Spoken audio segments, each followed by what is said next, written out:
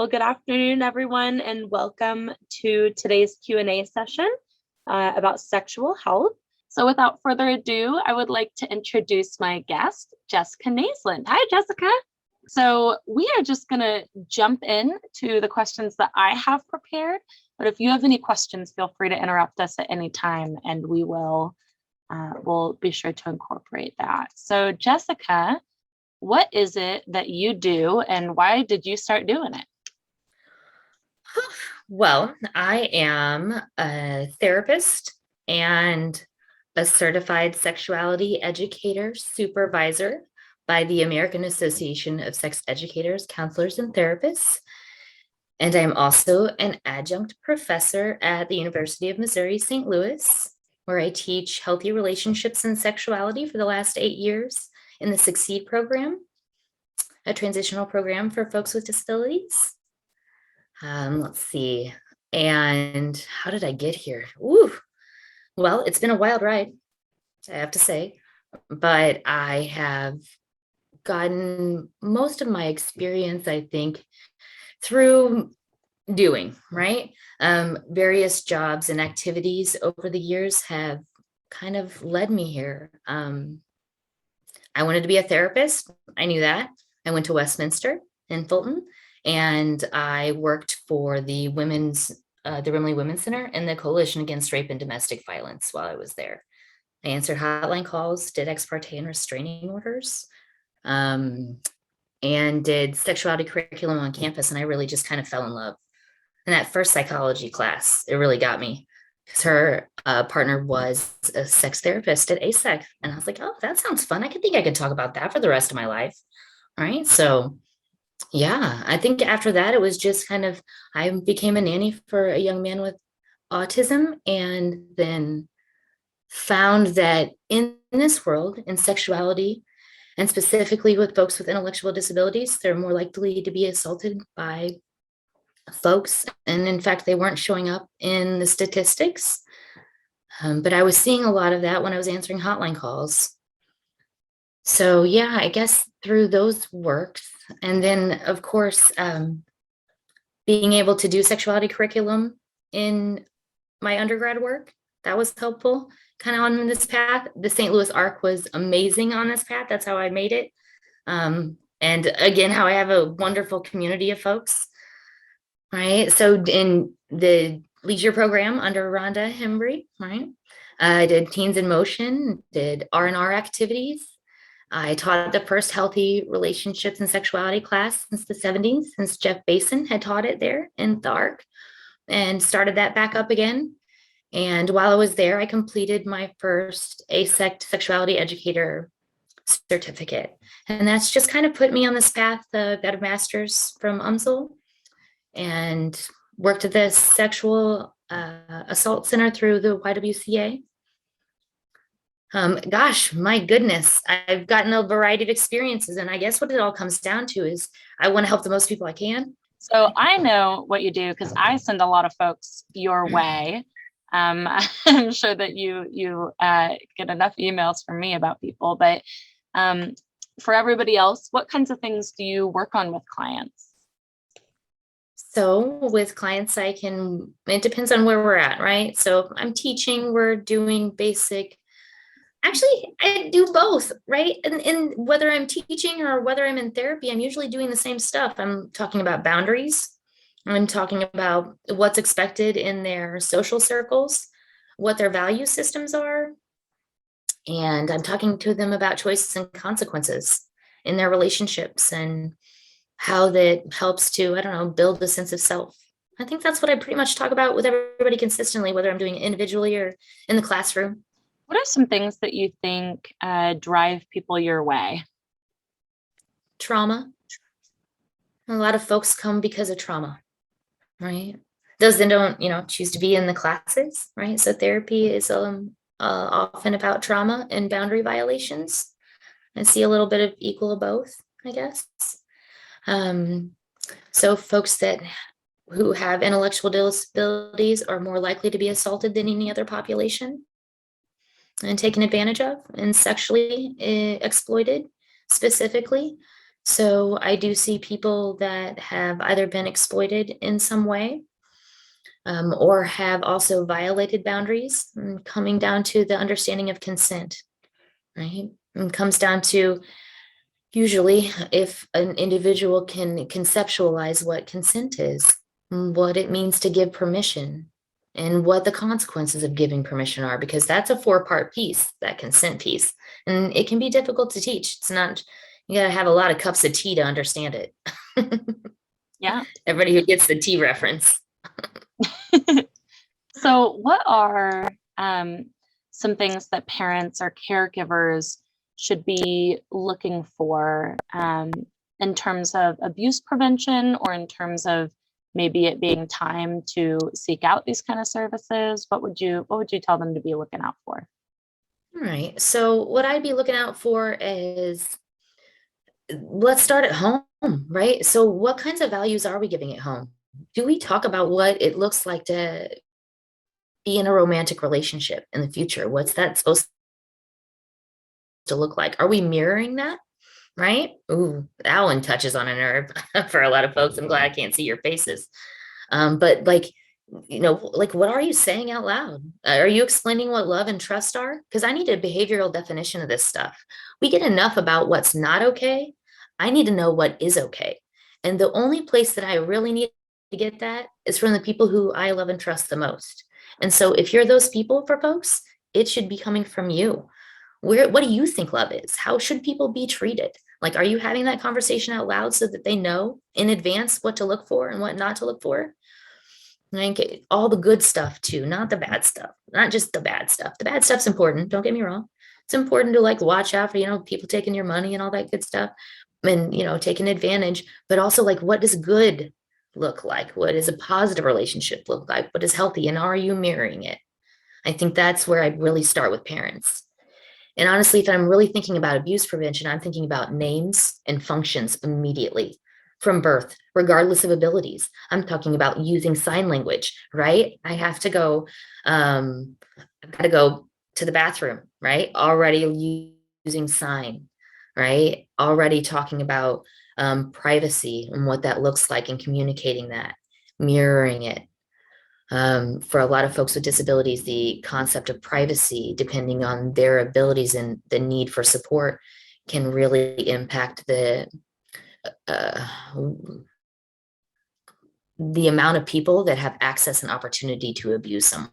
That's a really good point. I think something that came up sort of recently with a family was they were talking about somebody that didn't communicate with words, and how they could tell you if something is wrong, or how they could advocate for themselves. And they talked about the first thing being learning the word no, and figuring out how to say that, and that they're allowed to say that to people in charge.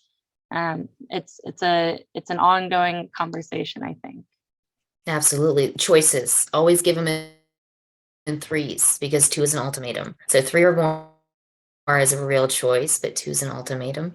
Giving choices at a very early age helps them promote independence and self-esteem, which then gives them more armor, right? To be able to say, I don't really care what you think, because I know how smart I am. And I made it this far, so people trust me, and therefore I trust myself and I can make these decisions. I don't need somebody trying to manipulate me. So it's just one more piece of armor. We give people choices. They feel good about themselves. They feel strong enough to consistently make that choice. And so, like, making choices about what in terms of gender identity and expression, and just autonomy and body autonomy, all of those things, like allowing them to hug or not touch people, right? All of that stuff, trying to work within boundaries that they're setting up, again, gives them self-esteem, and then gives them a little bit more tools in their toolbox to work against folks that would try to manipulate them, and feel confident and consistently making choices. So I sort of asked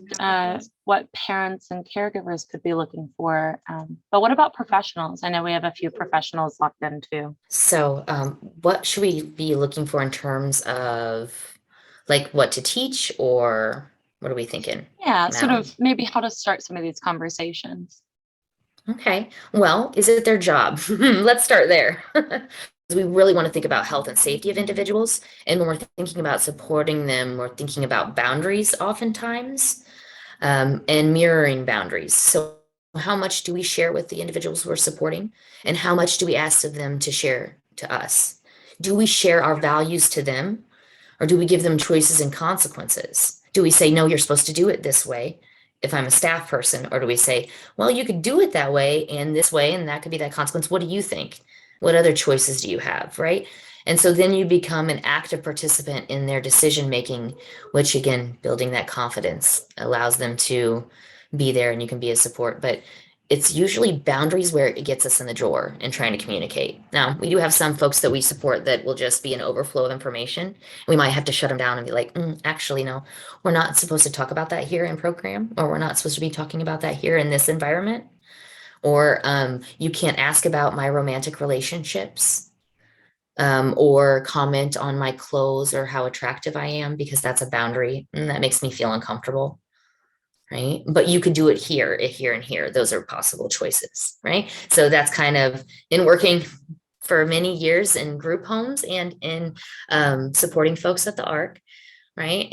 That's a conversation we may have with folks that we support, is that they might have feelings for us, or may share extra information that is really maybe not normally socially acceptable to share.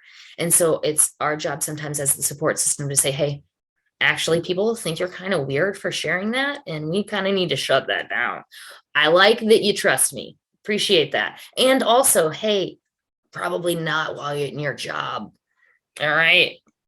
And maybe that's also when we think about, and if you got a lot of stuff to talk about, I've got somebody that you could talk to, right? Or maybe you can go talk to the therapist, or maybe you can start being in the social activities at different organizations or agencies that you trust. I know the ARC, again, when we have non-COVID, there's dances, but until then, consistently, there have been social activities outside of the ARC where people are being able to wear masks and social distance and still be able to see each other in a physical space, and not just online. For a lot of folks, that's really important right now.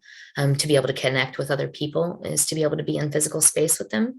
And so I like that there are a lot of different agencies, including ARC, creating opportunities for folks, including doing Safe Circle. That we just had a quick connections activity where we had a speed dating opportunity at Forest Park.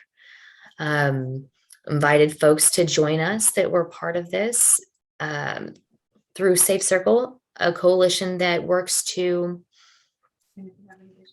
bring information about victimization for folks with disabilities, and kind of started a grassroots coalition in St. Louis to combat this exploitation. And what we found is that we needed more social activities, so that we created healthy opportunities for sexual expression. And so one of the ways we've all been able to pair up in this coalition is by having these quick connections, these dating and speed dating events where folks have to go through a class about consent and then are allowed to participate in speed dating opportunities and be connected to other individuals who also want to be in romantic relationships or make friends and things like that. Obviously, there are other things besides quick connections. I just wanted to do a quick plug for that. And we'll be having a Friendsgiving, I believe, and there's more information to come on that in the fall. I love being a part of this coalition. It started in grad school for me. I was one of the first people at the table. I'm very thankful for my mentor, Christine Nesses, for inviting me, right? And Sharon being there. And Spurlock, I'm sorry, not everybody knows I'm on Facebook. So yeah, all these folks come to the table talking about why it's important that we just keep talking about this, so that folks, again, I think that's the message, is that it's uncomfortable to talk about it, except for it's necessary. Sometimes the uncomfortable yuck stuff is necessary to talk about so that we can all be a little bit more safe. And I think that's what the coalition and kind of what this Q&A is supposed to bring about. So right, this stuff isn't that scary once we start talking about it. It is uncomfortable a little bit, but it's necessary for health and safety. And I think as a professional, we're always thinking about where am I at in health and safety with the folks that I'm supporting? How can I mirror that? And is it within my role and my job? I also watch giving my values. Sorry, let me end that Yeah, answer. I have a question from a mom, or I'm assuming a mom from a participant. I'll ask in a moment, but I was going to say also at that last singles event that we hosted, I I got to watch Jessica in action. She did a flirt coaching session, which was really cool. And one of the things that she talked about, and I have a little story about, is sort of the zones, like sort of here and up might be a good location to make a compliment on a first date, right? You have nice eyes. I think you have a nice hairdo. You're But really maybe smart as kind of what I was going for, Madeline, like, like in the head, but yeah, that's well, fine they gave us still. that too. But I thought this was good because after this session, one of the young women that participated let me know a story about how somebody was making her uncomfortable with the kinds of compliments they'd been giving her. And so she redirected them and said, I want neck up compliments. And I thought that was so cool that she was able to use that. Um, Let me ask this question. So we have, how do you teach kiddos when it's right to question authority and not blindly follow someone with perceived authority who may want to harm them? Okay. So one of the first things I like to talk about with small people is their feelings, right? That when we are concerned about our health and well-being, we have a spidey sense that goes off. We have this fear factor, right, that goes off in our system. And usually it starts for some people right there in their stomach, right? For some people, it's in their chest. Um, and we want children to recognize when they start having that feeling. And when they start having that feeling, um, question how they're I need them always to recognize that feeling within their body, because that's their warning sign that something is a little off. And we want them to trust their gut most of the time, because it's usually spot on for most people, especially if they have went through some kind of trauma, or been taught that by someone who's went through some kind of trauma. And we know with the amount of trauma that people experience, that's a possibility, right? So teaching them to trust their bodies and their instincts, and asking for an adult that they trust, and being able to say in respectful ways, I'm not okay with what's happening. Actually, I need to talk to this person, or actually, I need to take a break. But what we're going to see is if we don't give people that option, they're going to do it themselves in a physical manner. Often they'll become aggressive. You'll see a lot of violence, or shut down, where people just will not speak.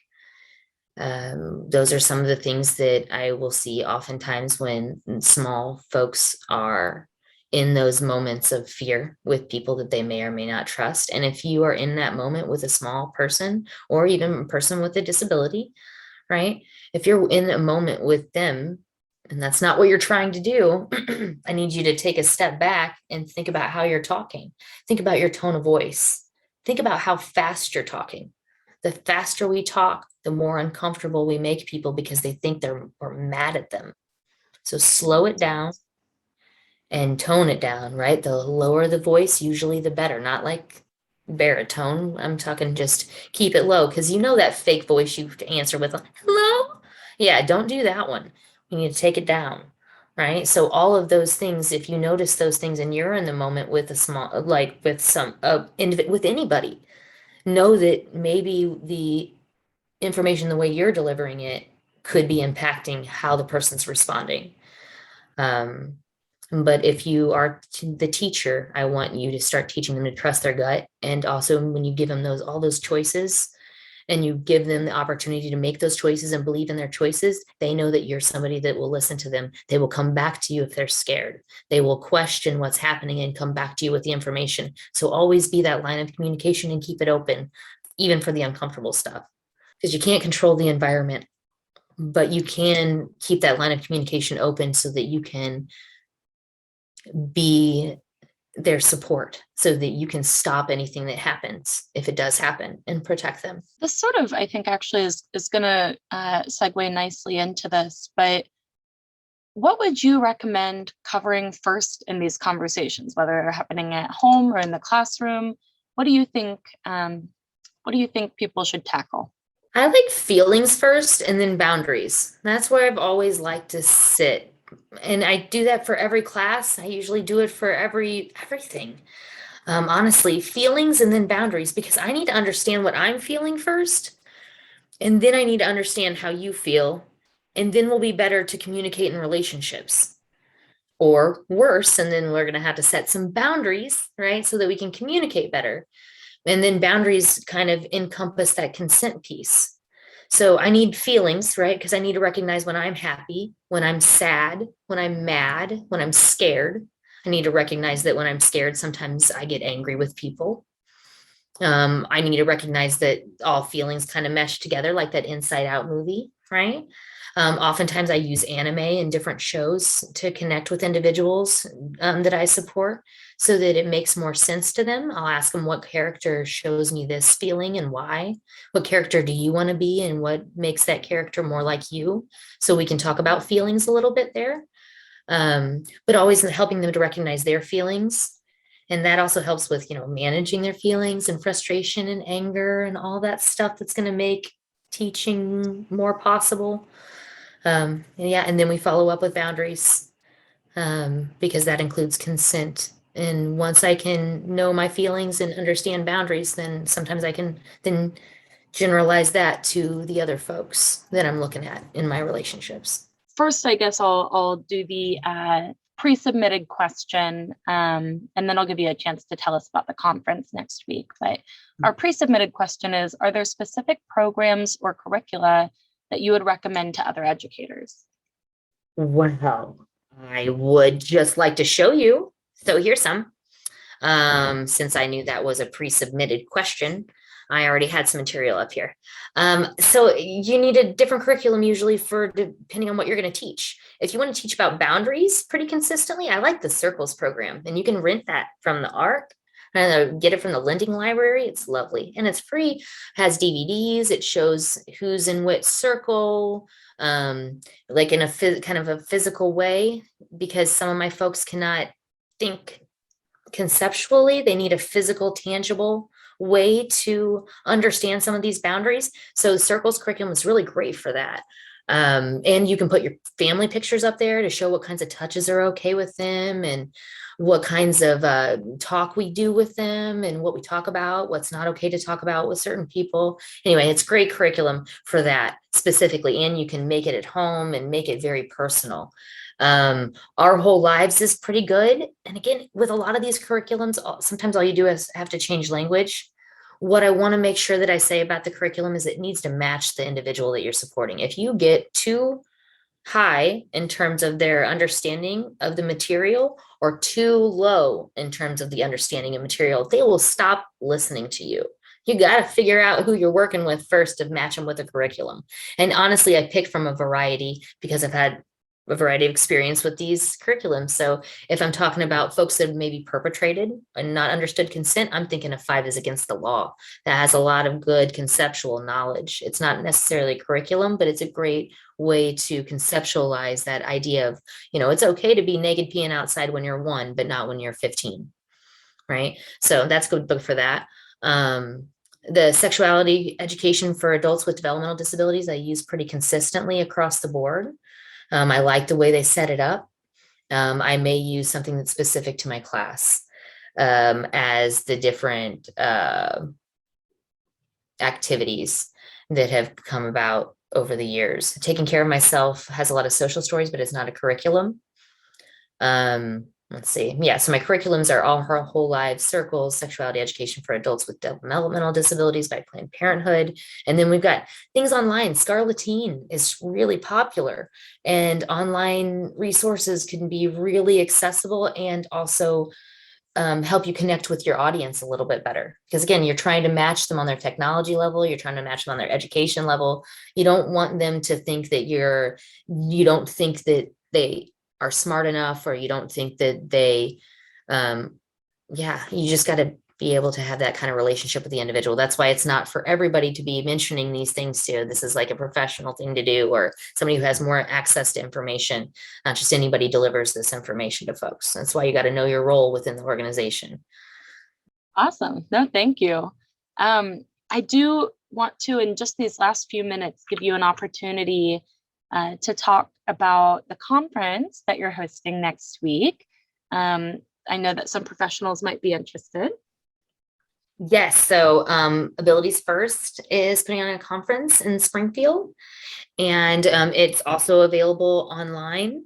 They partnered with MSU and Christopher Worth, who is also well known in this world. Him and I are going to be co-presenting the opening activities there at the conference. We're pretty excited about it on October the 5th. So that's, I think, from 8:30 to 5. It will be online. Professionals are able to sign up their CEUs. You're welcome to join for, yeah. I'm excited. I've signed up for it, so I'll be there. Jessica, if somebody wants to get in touch with you, how would they do that?